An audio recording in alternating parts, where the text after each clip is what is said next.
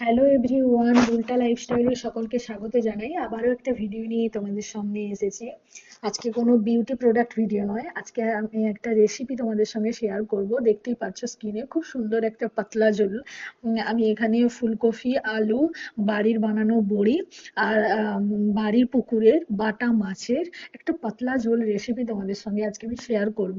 কড়াই দেখতেই পাচ্ছ আমি তেল দিয়ে দিয়েছি, সরষের তেল। তো এতে আমি বড়িগুলো দিয়ে দেবো। বড়িগুলো দিয়ে আমি অল্প আঁচে বড়িগুলোকে আমি একটু ব্রাউন করে ভেজে নেব।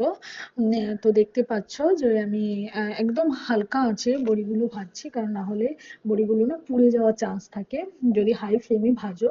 তো একদম হালকা আঁচে আমি বড়িগুলো ভেজে নিচ্ছি। দেখতেই পাচ্ছ একদম ব্রাউন হয়ে গেছে বড়িগুলো। আমি এখন তুলে নেব। তুলে নিয়ে আমি ওতে অল্প একটু তেল দিয়ে তারপরে আমি দেখতে পাচ্ছ যে এখানে আমি 5 পিস বাটা মাছ দিয়ে দিয়েছি। এগুলো বাড়ির পুকুরেরই ধরা হয়েছে বাটা মাছ। তো মাছগুলো খুবই টেস্টি। তো আমি এখন মাছগুলো ভালো করে আমি লাল লাল করে মাছগুলো এখন ভেজে নেব। দেখতেই পাচ্ছ মাছগুলো একদম লাল লাল করে ভাজা হয়ে গেছে। এখন আমি মাছগুলোকে এক এক করে তুলে নিচ্ছি। আর তোমাদের সঙ্গে দেখাচ্ছি যে কতটা ভালোভাবে আমি লাল লাল করে মাছগুলোকে ভেজেছি।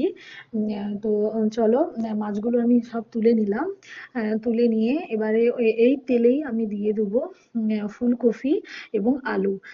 তোমরা দেখতেই পাচ্ছ কড়াইয়ে একটাই আলু দিয়েছি, কারণ সেরকম আমার বাড়িতে আলু কেউ খায় না। তাই আমি এখানে একটাই আলু দিয়েছি আর ফুলকপি পরিমাণ মতো দিয়েছি।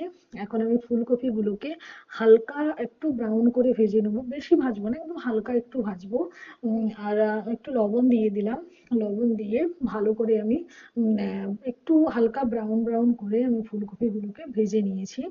এবার আমি ফুলকপিগুলোকে এক এক করে তুলে নিচ্ছি। ফুলকপিগুলোকে আমি এখানে তোমাদেরকে দেখাচ্ছি। ফুলকপিগুলোকে আমি এখানে তুলে নিচ্ছি। সবগুলো আমি তুলে নেওয়ার পর এবারে আমি কড়াইতে তেল দিয়ে আমি গোটা গরম মশলা, তেজপাতা, জিরে এবং আমি এখানে শুকনো লঙ্কাকে দুভাগ করে দিয়ে দুটো আমি এখানে ছোট ছোট পেঁয়াজ নিয়েছি, ছোট সাইজের দুটো পেঁয়াজ আর দুটো কাঁচা লঙ্কা নিয়েছি। এটাকে ভালো করে একটু ব্রাউন করে আমি ভেজে নেব। তারপরে আমি একটা বড় সাইজের টমেটো নিয়েছি, যেটাকে আমি রাউন্ড করে কেটেছি। কেটে নিয়ে আমি টমেটোগুলো দিয়ে দিলাম। টমেটোগুলো দিয়ে আমি এতে একটু লবণ দিয়ে দিলাম যাতে তাড়াতাড়ি টমেটোগুলো গলে যায়। তারপরে আমি টমেটোগুলোকে ভালো করে ভেজে নেব।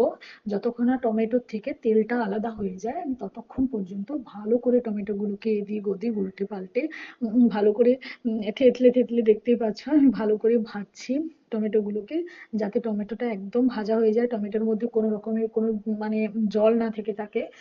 ভালো করে টমেটোগুলো ভাজা হয়ে গেলে যখন দেখবো যে টমেটো আলাদা হয়ে গেছে এবং তেলটা টমেটো থেকে বেরিয়ে আলাদা হয়ে গেছে, দেখতেই পাচ্ছ একদম ব্রাউন হয়ে গেছে, তেলগুলো একদম আলাদা হয়ে গেছে, টমেটো আলাদা হয়ে গেছে। এখানে আমি টারমারিক, হলুদ দিচ্ছি এবং আমি বাড়িতে একটা মশলা বানাই, ওটা দিয়েছি। আর এই মশলা রেসিপি তোমরা যদি জানতে চাও কমেন্ট করো, আমি তোমাদের সঙ্গে এটা শেয়ার করব আমি কি কি দিয়ে মশলাটা বানাই। তো এটা দিয়ে আমি একটুক্ষণ ফ্রাই করে ভালো করে তারপরে একটু অল্প জল দেব। অল্প জল দিয়ে ভালো করে আমি মশলাটাকে কষাবো।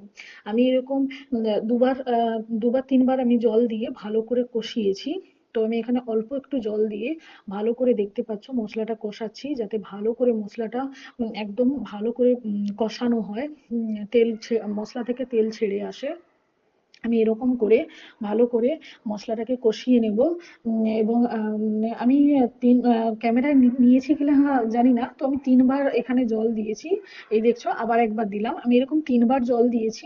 জল দিয়ে ভালো করে মশলাটাকে কষিয়েছি, যাতে মশলাটা ভালোভাবে প্রিপেয়ার হয়ে যায়।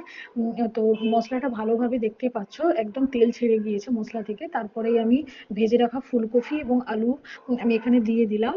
দিয়ে আমি ফুলকপিটা ভাজার সময় একটু লবণ দিয়েছিলাম।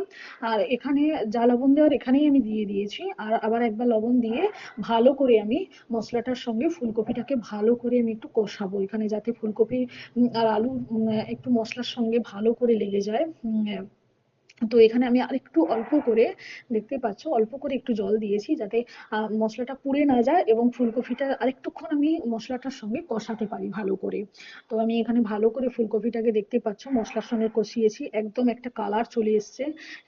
আর এখানে কিন্তু কোনো রকমের আমি কোনো কাশ্মীরি মির্চ বা কিছু কালারিং এর জন্য ইউজ করিনি। টমেটোর যে কালারটা ওটাই এখানে এসছে, আর যেটা হলুদের কালার।